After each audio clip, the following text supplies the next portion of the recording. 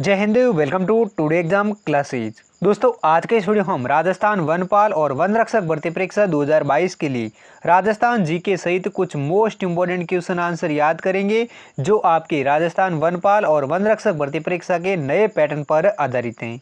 अगर दोस्तों आप भी राजस्थान वनपाल वन रक्षक परीक्षा की तैयारी कर रहे हैं तो इस वीडियो को लास्ट तक जरूर देखें और इन सभी क्वेश्चनों को जरूर याद करें, क्योंकि दोस्तों ये सभी क्वेश्चन है जो बार बार रिपीट होने वाले और परीक्षा के नए पैटर्न में भी शामिल हैं, इसलिए इन सभी क्वेश्चनों को आप जरूर याद करें। और दोस्तों इस वीडियो में 2 क्वेश्चन अभ्यास के तौर पर आपसे भी पूछेंगे जिसका जवाब आपको कमेंट सेक्शन में लिखकर बताना है, इसलिए इस वीडियो को लास्ट तक जरूर देखें। तो दोस्तों देखते हैं आज का पहला क्वेश्चन। दोस्तों इस वीडियो में हम शुरुआत अभ्यास क्वेश्चन से करते हैं जिनका जवाब आपको कमेंट सेक्शन में लिखकर बताना है। तो आज का पहला अभ्यास क्वेश्चन है, जोधपुर में साल 1929 में किसके नेतृत्व में मारवाड़ हितकरणी सभा स्थापित हुई थी? तो ऑप्शन है जयनारायण व्यास, शोभाराम मास्टर, भोलेनाथ या फिर हीरालाल शास्त्री। इन चारों में से किसके नेतृत्व में साल 1929 में मारवाड़ हितकरणी सभा स्थापित हुई थी, वो आप कमेंट्स में लिखकर जरूर बताइए। अगला दूसरा अभ्यास क्वेश्चन है, राजस्थान में पहली बार सहकारी समिति विधेयक कब पारित हुआ था? तो ऑप्शन है 1953, 1954, 1955 या 2001 में।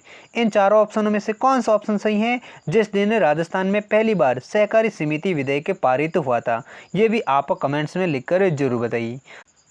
तो दोस्तों ये थे आज के इस वीडियो के 2 अभ्यासी क्वेश्चन जिसका जवाब आपको कमेंट सेक्शन में लिखकर बताना है। अगर दोस्तों आपको इन दोनों क्वेश्चनों का आंसर आता है तो आप कमेंट्स में ज़रूर लिखिए, वरना इस वीडियो के लास्ट में हम इन दोनों क्वेश्चनों के आंसर भी आपको बता देंगे। तो दोस्तों अब देखते हैं आज के इस वीडियो का पहला क्वेश्चन। पहला क्वेश्चन है, भारतीय वन्य जीव बोर्ड की स्थापना किस वर्ष में की गई? तो इस सवाल का सही जवाब देगा ऑप्शन है बी। भारतीय वन्य जीव बोर्ड की स्थापना है वो साल 1985 में की गई थी और भारतीय वन्य जीव बोर्ड की जो अध्यक्षता है वो भारत के प्रधानमंत्री के द्वारा की जाती है। अगला दूसरा क्वेश्चन है, किस देश में कुल भौगोलिक क्षेत्रफल के 70% भाग पर वन बनाए रखने का संवैधानिक प्रावधान है? तो इस सवाल का सही जवाब देगा ऑप्शन सी। भारत का पड़ोसी देश भूटान देश है जिसके कुल क्षेत्रफल के भौगोलिक में 70% भाग पर वन बनाए रखने का संवैधानिक प्रावधान है। अगला तीसरा क्वेश्चन है, साल 1960 में बोरुंदा ग्राम यानी जोधपुर में स्थापित होने वाला कौन सा संस्थान है? तो इस सवाल का सही जवाब देगा ऑप्शन है डी। साल 1960 में रूपायन संस्थान है जिसकी स्थापना बोरुंदा ग्राम जोधपुर जिले में स्थापित होने वाला संस्थान है। कौन सा संस्थान? रूपायन संस्थान, जिसका स्थापना साल 1960 में जोधपुर के बोरुंदा ग्राम में हुई थी। अगला चौथा क्वेश्चन है, राजस्थान शहरी आधारभूत ढांचा विकास परियोजना राज्य के कितने शहरों में चलाई जा रही है?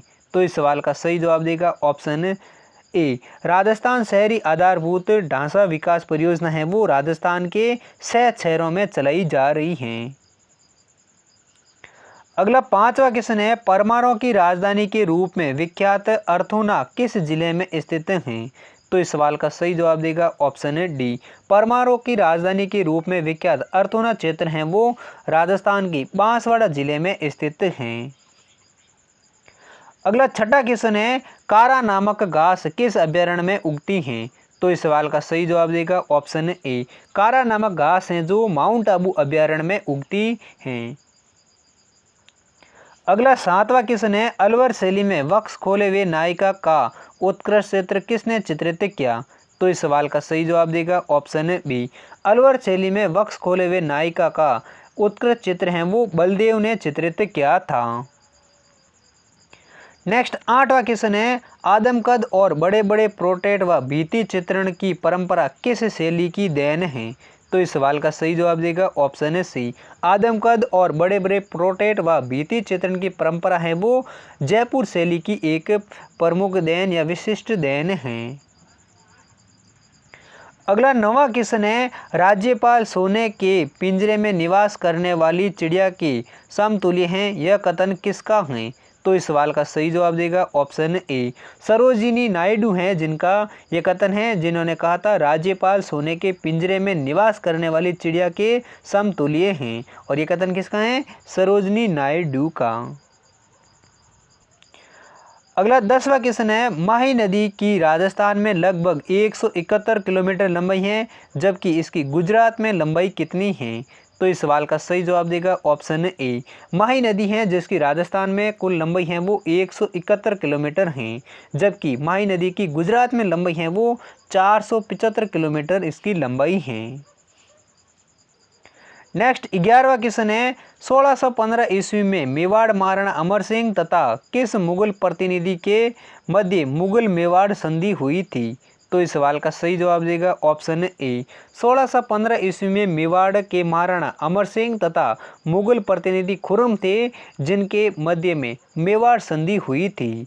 मुगल मेवाड़ संधि कब हुई थी? 1615 ईस्वी में। और किन किन के बीच हुई थी? वो हुई थी मेवाड़ महाराणा अमर सिंह तथा मुगल प्रतिनिधि खुर्रम के मध्य। नेक्स्ट 12वां क्वेश्चन है, स्वतंत्र भारत के प्रथम कानून मंत्री निम्न में से कौन थे? तो इस सवाल का सही जवाब देगा option D doctor Bhimrao Ambedkar थे, जो स्वतंत्र भारत के पहले कानून मंत्री थे। नेक्स्ट 13वां क्वेश्चन है, सवाई जय सिंह ने जयपुर की स्थापना कब की थी? तो इस सवाल का सही जवाब देगा ऑप्शन सी सवाई जय सिंह है, जिन्होंने 1727 ईस्वी में जयपुर की स्थापना की थी, जबकि 1876 ईस्वी में जयपुर को गुलाबी रंग दिया था, वो दिया था जयपुर के महाराजा राम सिंह ने। अगला 14वां क्वेश्चन है, 23.5 डिग्री उत्तरी अक्षांश तथा 70 डिग्री पूर्वी देशांतर रेखाएं राजस्थान के किन जिलों से होकर गुजरती हैं? तो इस सवाल का सही जवाब देगा ऑप्शन है बी 23.5 डिग्री उत्तरी अक्षांश है वो बांसवाड़ा जिले में, जबकि 70 डिग्री पूर्वी देशांतर रेखाएं हैं वो राजस्थान के जैसलमेर जिले से होकर गुजरती हैं। अगला 15वां क्वेश्चन है, राजस्थानी साहित्य का वीर गाथा काल है? तो इस सवाल का सही जवाब देगा ऑप्शन ए यानी विक्रम संवत 800 से लेकर 1460 तक हैं वो राजस्थानी साहित्य का वीर गाथा का काल है। नेक्स्ट 16वां क्वेश्चन है, राज्य में ऊंट प्रजनन का कार्य निम्न में से किसके द्वारा संचालित किया जा रहा है? तो इस सवाल का सही जवाब देगा ऑप्शन यानी भारतीय कृषि अनुसंधान परिषद के द्वारा राज्य में ऊंट प्रजनन कार्य का संचालित किया जा रहा है।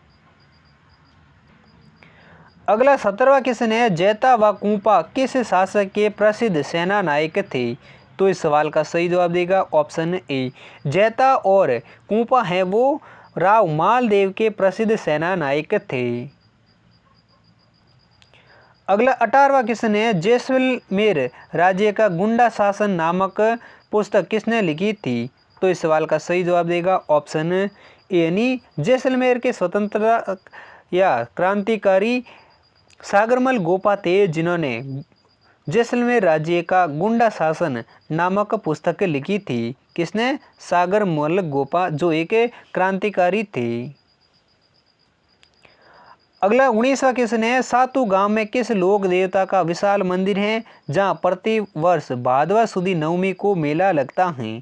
तो इस सवाल का सही जवाब देगा ऑप्शन है डी यानी सातू गांव नागौर में लोक देवता फता जी का विशाल मंदिर है, जहां प्रतिवर्ष भादवा सुदी नवमी को मेला लगता है।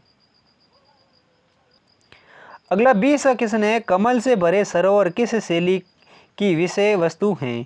तो इस सवाल का सही जवाब देगा ऑप्शन है डी कमल से भरे सरोवर यानी किशनगढ़ शैली की विषय वस्तु हैं, और ऋतुओं का ये इसमें किशनगढ़ शैली में कमल का फूल व ऋतुओं का चित्रण होता है।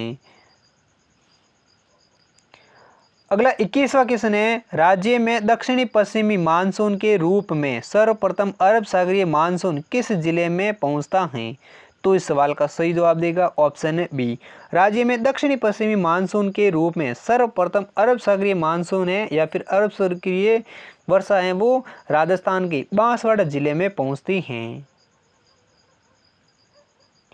अगला 22वां क्वेश्चन है, राजस्थानी हिंदी के अंतर्गत कौन सी बोली नहीं आती है? तो इस सवाल का सही जवाब देगा ऑप्शन बी। मगही भाषा है या मगही बोली हैं जो राजस्थानी हिंदी के अंतर्गत बोली नहीं आती हैं। अगला 23वां क्वेश्चन है, मैसा का पट्टा राजस्थान के किस जिले में विस्तृत हैं? तो इस सवाल का सही जवाब देगा ऑप्शन ए। मैसा का पठार है वो राजस्थान के चित्तौड़गढ़ जिले में विस्तृत या फैला हुआ है। अगला 24वां क्वेश्चन है, किसकी अनुमति से अंग्रेजों ने सूरत में अपना पहला कारखाना स्थापित किया? तो इस सवाल का सही जवाब देगा ऑप्शन डी।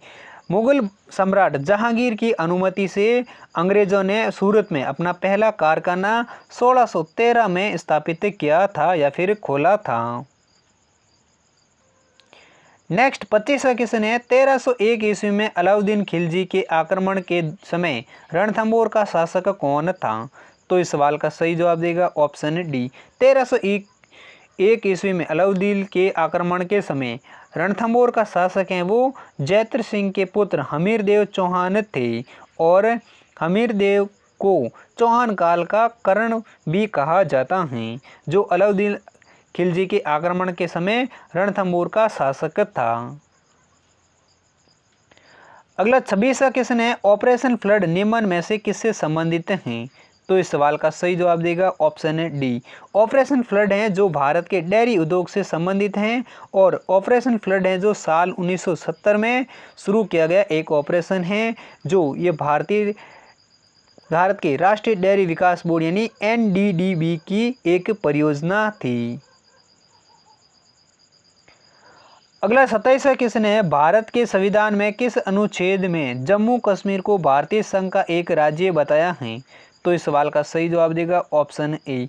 भारतीय संविधान के अनुच्छेद 1 में जम्मू कश्मीर राज्य को भारतीय संघ का एक राज्य बताया गया है।